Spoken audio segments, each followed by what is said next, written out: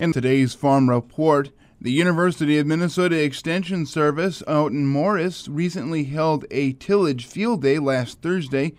Dan Martins with the University of Minnesota Extension Service office in Stearns, Benton, and Morrison counties attended and shares some highlights.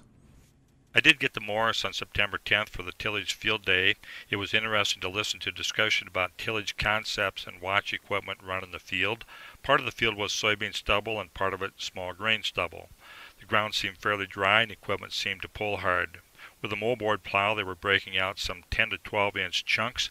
A chisel plow was breaking the ground in some large chunks also, but leaving a flatter surface. This field probably had a clay loam topsoil with room for some soil structure improvement. Equipment demos included chisel plows with different tooth designs that might affect how aggressively they moved soil and mixed or covered residue with soil. Vertical tillage equipment and 4 brands of strip tillage equipment with some different arrangements of coulters, discs, and shanks. It was interesting to see what this equipment would do with field conditions there that day and to consider how well that might translate to other kinds of soil and crop conditions. I think before I spent a lot of money on a particular piece of equipment, I'd want to talk to other farmers who have used it on a variety of fields and crop conditions, and most people would be interested in seeing machines run on combine corn land. When I go to field demonstrations or workshops about tillage, one of the main questions I'm thinking about: what are we doing all this for in the first place? I might think about some related questions. What are we gaining? What are we losing? What factors drive how this turns out? Do we roll out 10 to 12 inch clods of soil so we can have the fun of breaking them up and packing them down again? I hope that farmers are observant students of their land from year to year and gain from each year's experience.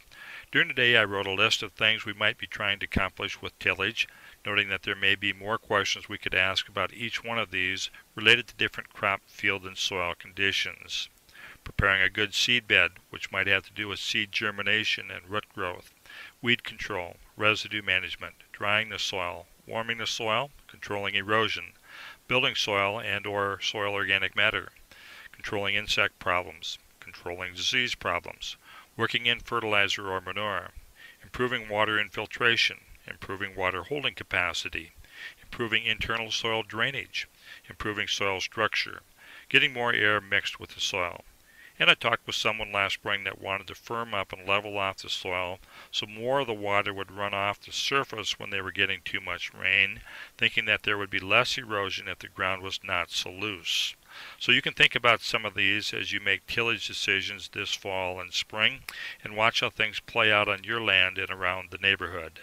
I'm Dan Martins with U of M Extension, and I hope safety is part of your discussion about today's work plans. Catch the latest in local farm news at 6:35 a.m. and 4 p.m. here on AM 960 KLTF with me, Scott Colombe, or anytime online at fallsradio.com.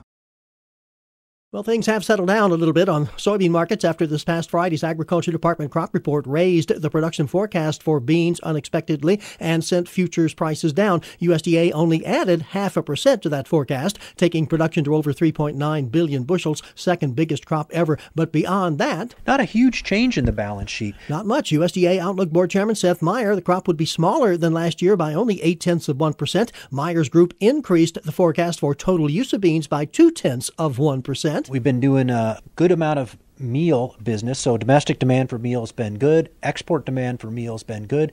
We've carried over a little bit of that demand, we think, into 15-16, and so the overall effect is we trimmed ending stocks by 20 million bushels. So tighten up that market just a little bit. But not enough, though, to change the price outlook for U.S. growers. Meyer is sticking with his previous forecast for new crop beans to average $9.15 a bushel, 91 cents less than this past season. Gary Crawford for the U.S. Department of Agriculture, Washington.